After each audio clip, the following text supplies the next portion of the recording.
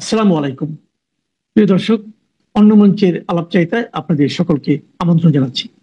নিয়োগকর্তারা হঠাৎ কেন অধ্যাপক ইউনূসের উপর ক্ষেপলেন? কেন একের পর এক তারা বিস্ফোরক মন্তব্য করছেন?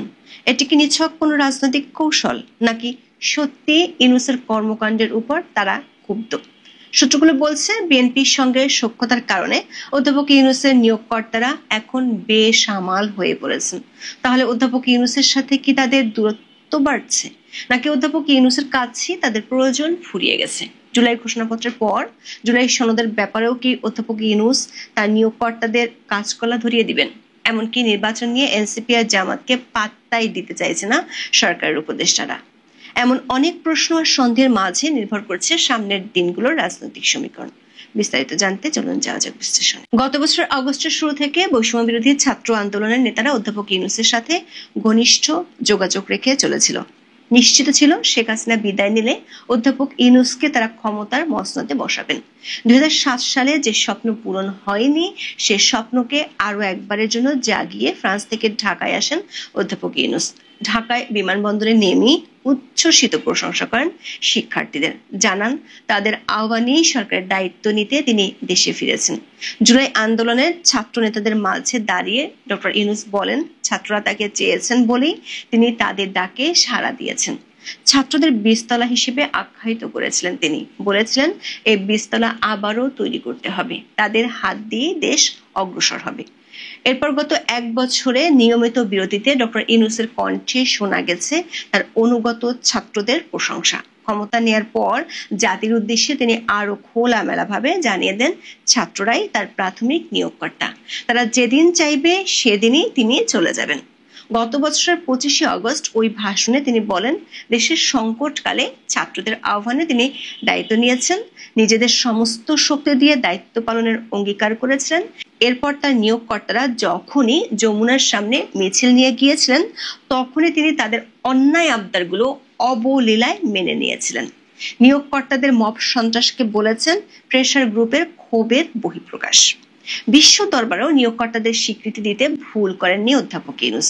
নিয়োগকর্তাদের আন্দোলনের ভূয়সী প্রশংসা করে বিশ্ব মঞ্চে জানিয়ে দিয়ে এসেছিলেন ওই আন্দোলন ছিল মেটিকুলাসলি ডিজাইন করা। পরিকল্পিত আন্দোলনে তার নিয়োগকর্তারা শেখ হাসিনাকে বিদায় করে তাকে নিয়ে এসেছে। নিয়োগকর্তা দলের অন্যতম সদস্য মাহফুজ আলমকে ঘোষণা করেন মাস্টার মাইন্ড হিসেবে।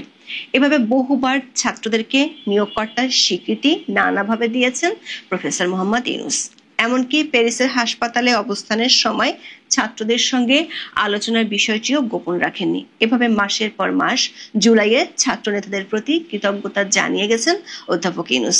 এমনকি মে মাসে পদত্যাগ নাটকেও প্রধান অংশীদার রেখেছিলেন ছাত্রদেরকে। সে সময় তিনি ছাত্রদেরকে বলেছিলেন নিয়োগকর্তা, কিন্তু নাটক করে যে নাহিদ ইসলাম অধ্যাপক ইউনূসের গদি রক্ষা করেছিলেন, সেই নাহিদরাই এখন অধ্যাপক ইউনূস আর তার উপদেষ্টা পরিষদের কাছে হয়ে গেল নস্যি।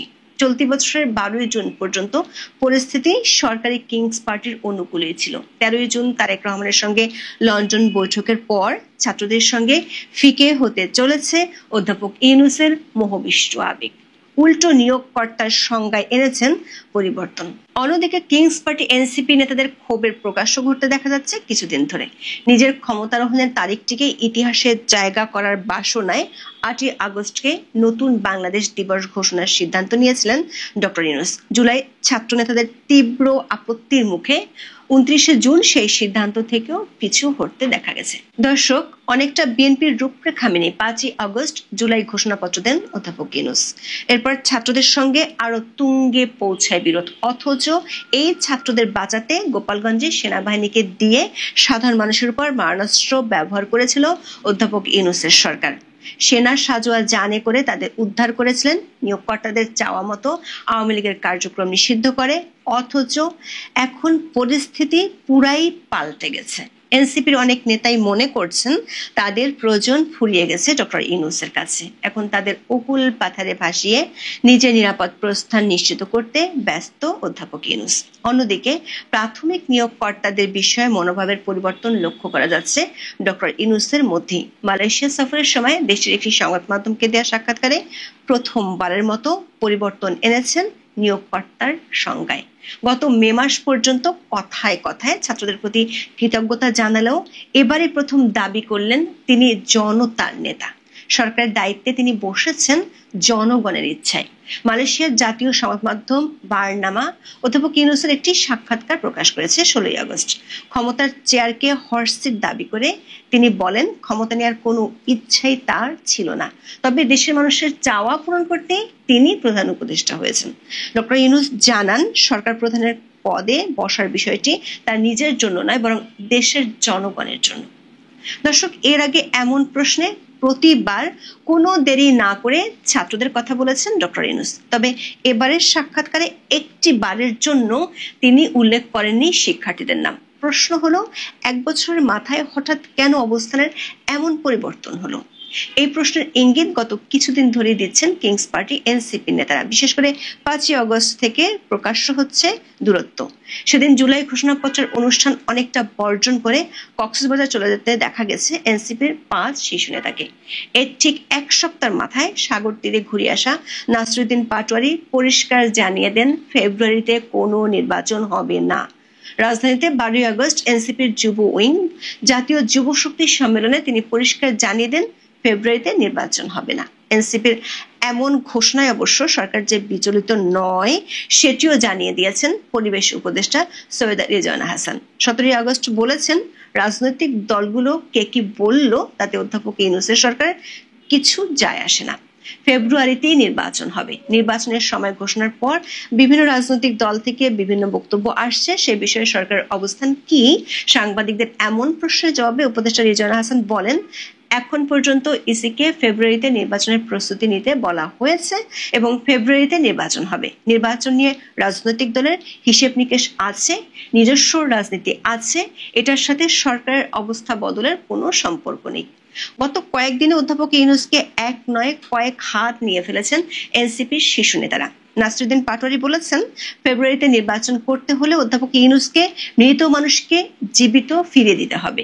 এর 4 দিন পর আরেক বিস্ফোরক মন্তব্য করলেন এনসিপির প্রভাবশালী নেতা হাসনাত আব্দুল্লাহ। ডক্টর ইউনূসকে অনেকটা বিশ্বাসঘাতক হিসেবে অভিযুক্ত করেন তিনি।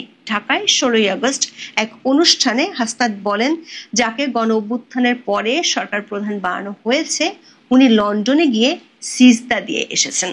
পৃথিবীর ইতিহাসে এমন ঘটনা নজিরবিহীন দাবি করে হাসনাত আব্দুল্লাহ বলেছেন, অন্তর্বর্তীকালীন সরকার প্রধান একটি দলের ভারপ্রাপ্ত চেয়ারম্যানের সঙ্গে বসে প্রেস কনফারেন্স করছেন, সেদিনই সরকারকে লন্ডনে বিক্রি করে দেওয়া হয়েছে। ডক্টর ইউনূসের সঙ্গে মধুর সম্পর্কের ছেদ ঘটার পাশাপাশি নিজেদের অকুল পাথারে পড়ার ইঙ্গিতও পাওয়া যায় হাসনাতের কথায়। এমন অবস্থায় নির্বাচন নিয়ে এনসিপির অনাগ্রহ প্রকাশ পেয়েছে বাক্যের চাতুরিতে। জাতীয় নির্বাচনের আগে তিনি চাইছেন গণপরিষদ নির্বাচন। বলেছেন, কেবল নির্বাচনের তারিখ ঘোষণা করলেই হবে না, বরং পুরো রাজনৈতিক খেলার নিয়ম পরিবর্তন করতে হবে।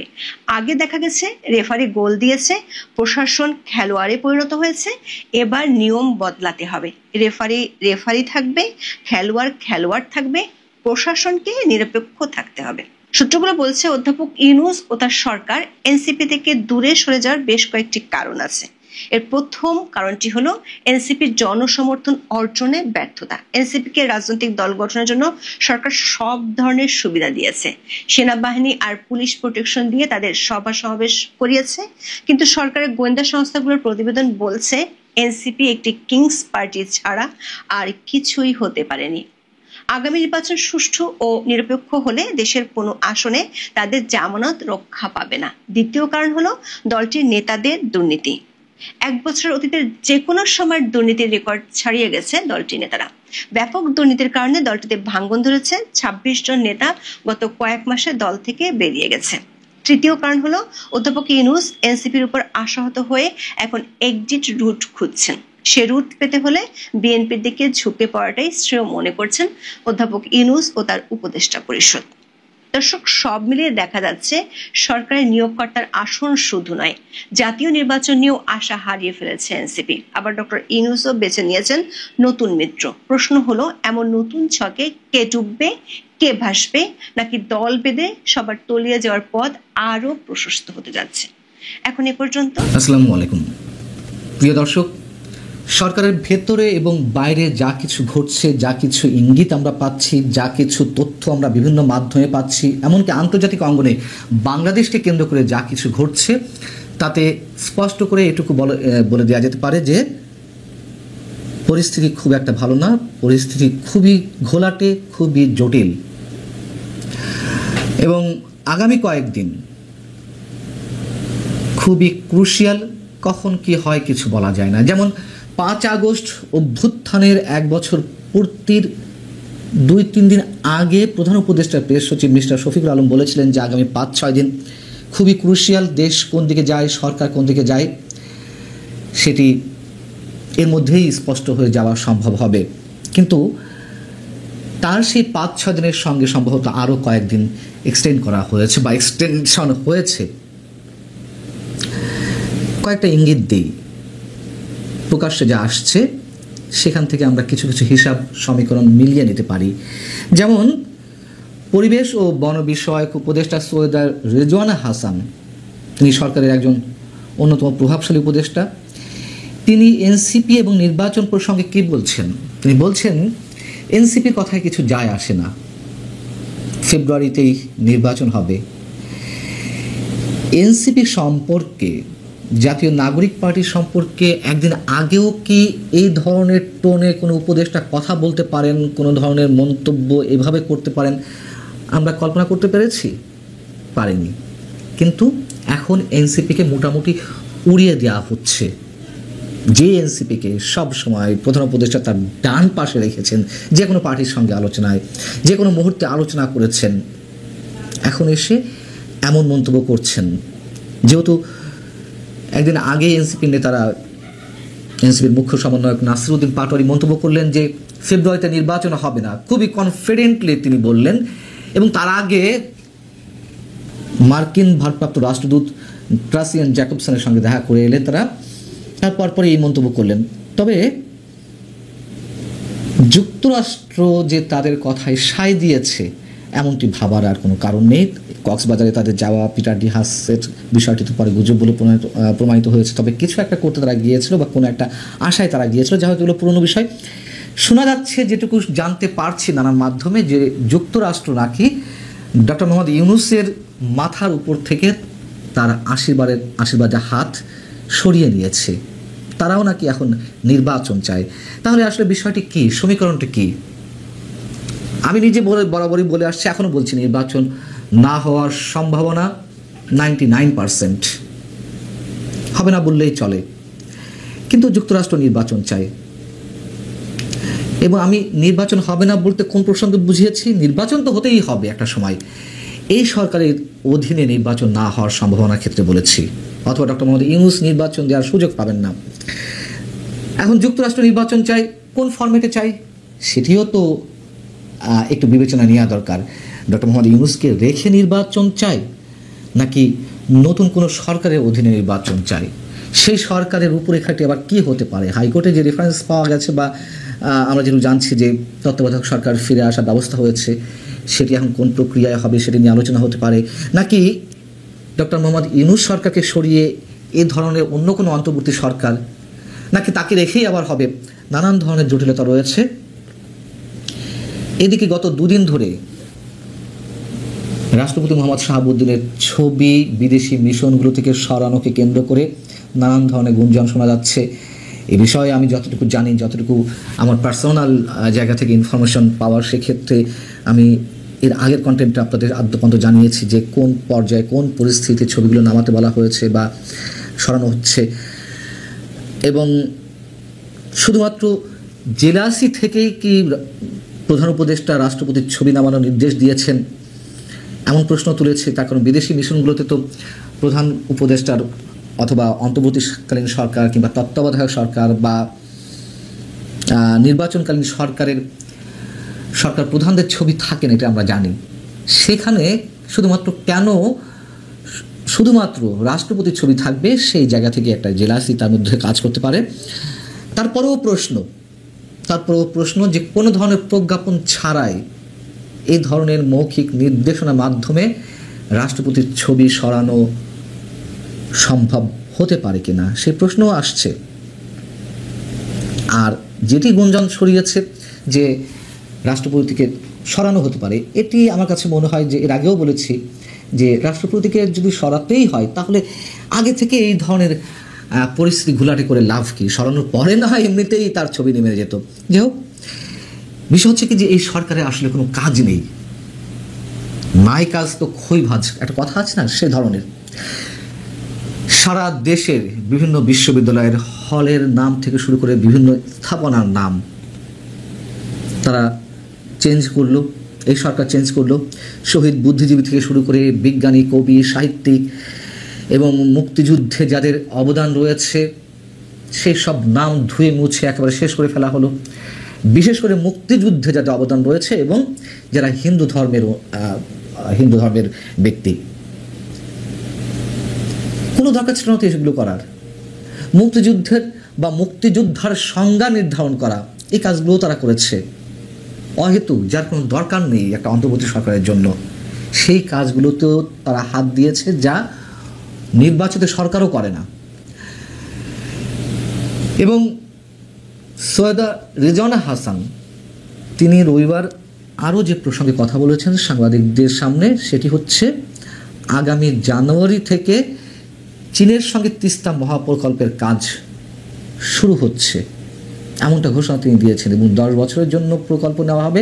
নদী ভাঙন, বন্যা নিয়ন্ত্রণ এবং শুষ্ক মৌসুমে পানি ধরে রাখাই প্রকল্পের বড় লক্ষ্য। এবং এই যে তিস্তা বহুমুখী প্রকল্প, এটি অবশ্যই আমাদের প্রয়োজন, অবশ্যই প্রয়োজন।